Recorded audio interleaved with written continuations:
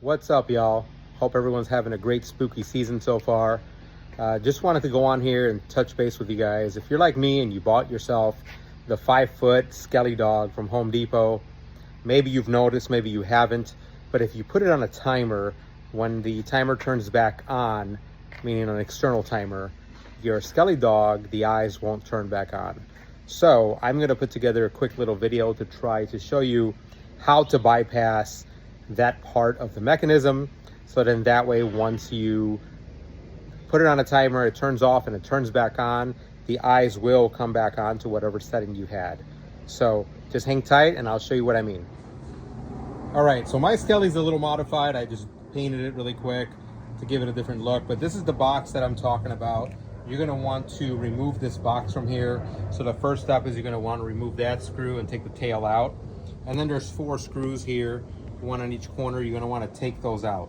So let me do that and I'll be right back. All right, guys, so here's the box you're gonna remove. It's normally like a tan color, like a bone color. I've painted mine because I modified my dog. But you're gonna wanna grab this piece once you take it off and then just flip it over. The first step that we're gonna do is we're gonna take these 4 screws off and then I will come back once I'm done taking them off. All right, so now that this is open, we're gonna see a couple different boards in here. The one on the left is going to help you control your eyes. This is what helps control like what setting the eyes are on, meaning are they blue eyes, are they green eyes, are they fire? You can change all the different modes. The one on this side is the one that we're going to be toying around with, and there's basically 4 cables. But just to simplify it, we're going to look at the cables and we're going to separate them, and we're going to say on the board the 2 top cables and then the 2 bottom cables. So we're going to separate it that way. And what we're going to end up doing is we're going to end up cutting all cables. So we're going to start with the top ones first. So we'll look at this black cable here that goes up top and this red one. And what we'll do is we'll cut them and then we'll just put them together. We're going to splice them together. And then we'll do the same thing with the bottom cables. So we'll do that right now and go from there. So I'm going to use my trusty cutters here. And again, I'm just going to go in here. I'll lift it up just so you guys can see.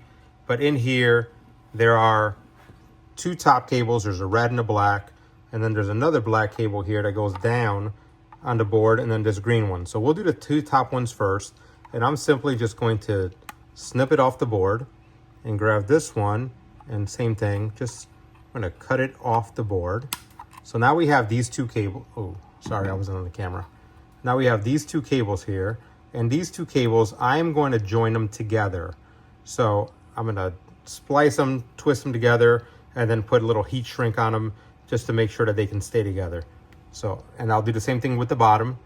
I'll be right back. All right, so I've already put the 2 cables together. They're already put together. Now I'm gonna grab some heat shrink and just going to put it on there. Use a little lighter to get it to adhere or shrink. Once it does that, once it does this thing, it'll be a lot easier. Just be careful. You don't want to warm it up too much. So what we're going to do is we're going to then also, we're going to grab it, put maybe some hot glue on it to waterproof it. Maybe put it up to the side. So then that way the water, because this is technically the bottom part of it. So you don't want, obviously, water to get into this electronics. Although it's sealed from factory, I don't think anything will happen.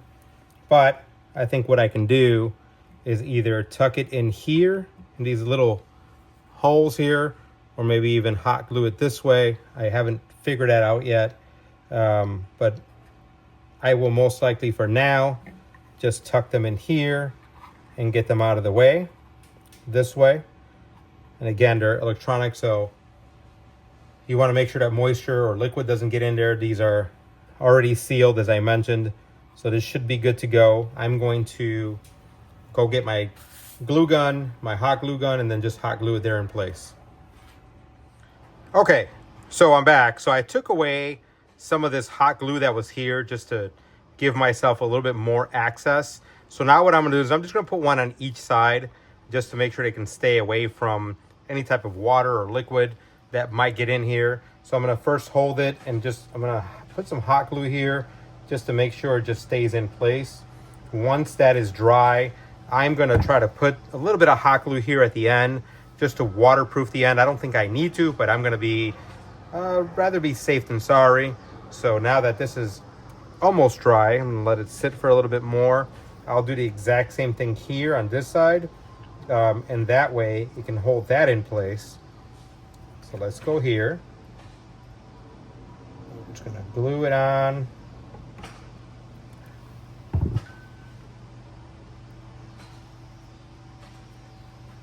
And once that's dry, this one's already starting to cool off. We're gonna go ahead and put this glue here on top. Again, just to seal it up and make sure that, you know, we don't get any, if any liquid does get in here, which I doubt, but if any liquid does decide to get in here somehow, it'll be protected. So now we're gonna do the same thing over here. I'm gonna put the glue,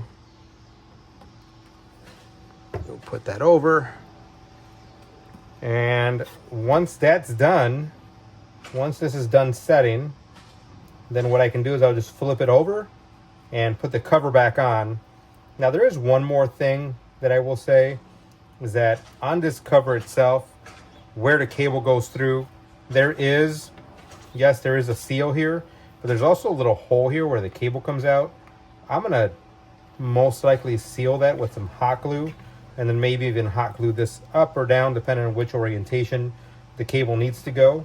We'll hot glue that in place. So we're going to put this back down now that we know that this is sealed. We'll go ahead and close it up.